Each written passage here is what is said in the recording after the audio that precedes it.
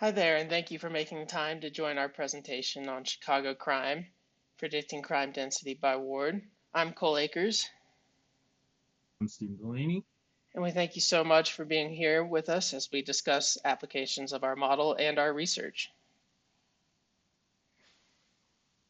Okay, so Chicago crime is pretty notorious, especially for its frequency and violence. Chicago is considered the leading crime capital in the United States. There were over 600 homicides just in 2023. A majority of violent crimes are carried out by the numerous gangs within Chicago. Gangs account for 60% of homicides. And gun violence is quite frequent, over 2,700 shooting victims just in 2023 alone.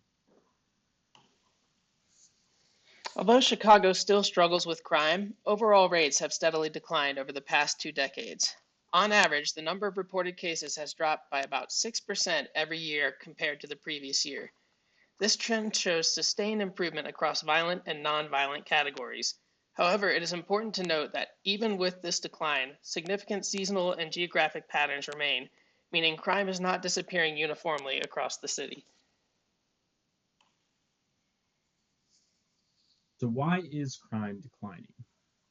Some analysts speculate the following: one, strategic policing reforms, implementing CompStat and more data driven deployment for better allocation of resources.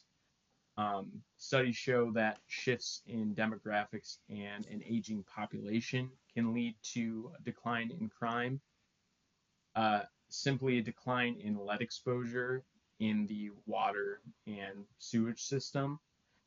Technological advances like cameras, shot spotter, and surveillance, and then community based violence prevention programs in order to uh, keep kids off the streets and possibly joining gangs, which eliminates violence and crime overall. Fortunately for us, we have, through research, discovered several seasonal patterns and other ways to predict how and where crime is likely to occur in the future. On the left side of the screen, you can see the trend, seasonality, and random noise decomposed by season. As you can see in the season section, there's a strong trend where crime increases during the summer and decreases during the winter. Our goal with this model is to enable proactive intervention, meaning we get police to where they need to be before a crime would occur. One area we recognize there could be room for improvement is that we cannot predict random spikes from events such as protests or heat waves or anything else that might affect how crime works.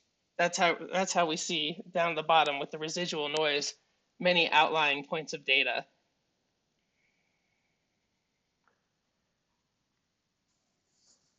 So the methodology we use to decide on the model we built.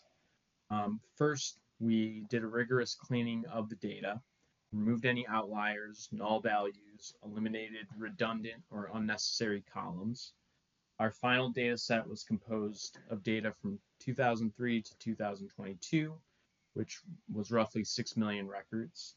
We conducted uh, an exploratory analysis using time series uh, analysis to look at trends in crime over the years, what kinds of crime were most prevalent, density maps to see how crime might have shifted over the years across wards, and we landed on using random forest regression as the basis of our model. So essentially, it uses decision trees to train and make predictions on the count of crime by ward, which was our dependent variable. And the independent variables were month, year, ward, season, day part, crime lag of 1 month. So the amount of crime that occurred in the previous month compared to the month of prediction, and then crime lag 3-month average, so doing a rolling average of crime count in the 3 previous months relative to the month being predicted. So here we see our results. So there are 2 choropleth maps broken out by wards in Chicago. On the left are the predicted counts of crime in a given ward, and on the right are the actual counts of crime by ward. So you can see just by the changes in saturation of colors, the visual is almost exact compared to the actual map. On the top right, we have our evaluation metrics that output for every run we did of our model. We have the mean average error of 48. So on average, our predicted count was off by 48 crimes. A root mean squared error just to see if there were any significantly large differences in our predictions. There were some, but not to an extreme extent. Our R squared to look at how much variance was explained by our independent variables. So a very strong R squared of 0.96. The average percent error that we were off, just to give a more intuitive sense of the mean average error, so just 6% off on average and 93% accurate. So overall, the results were strong.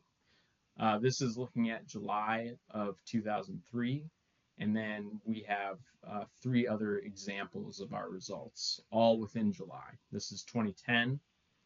You can see the hotspots haven't changed much. This is 2017. Crime has gone down significantly by this point, but those center wards are where a majority of the crime is still occurring.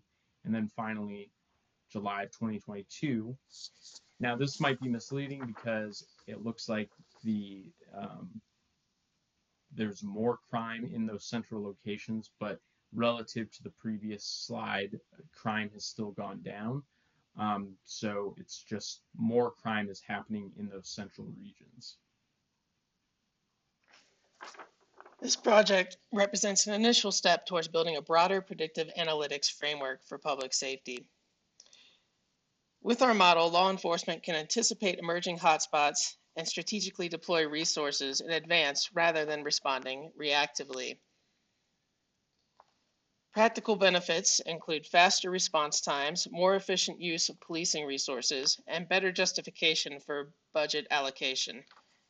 By using this model, we present data-driven results that can justify either when and how a certain ward or district should deploy their resources, or that a district or ward could use to lobby for additional resources, such as funding.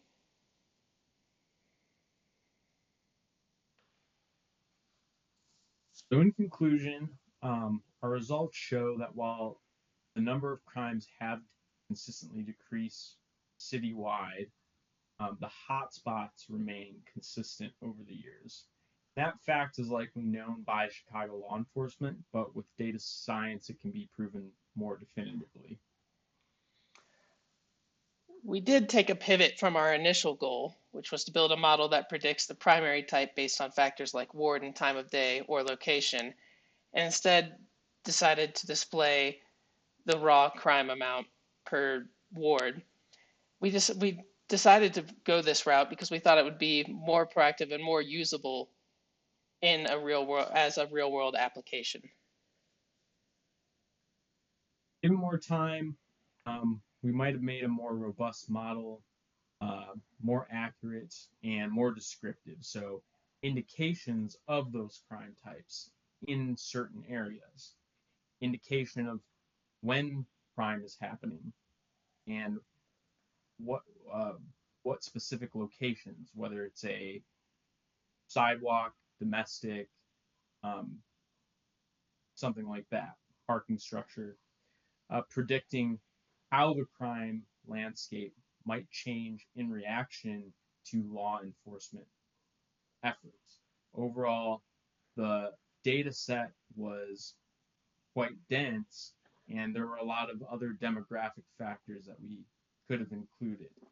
Um, Overall, I think it was a good learning experience, and we were able to successfully make a model that predicted things accurately, but there's just more that could be done. I definitely agree. It was a great learning experience, and thank you everyone for your time and checking out our project.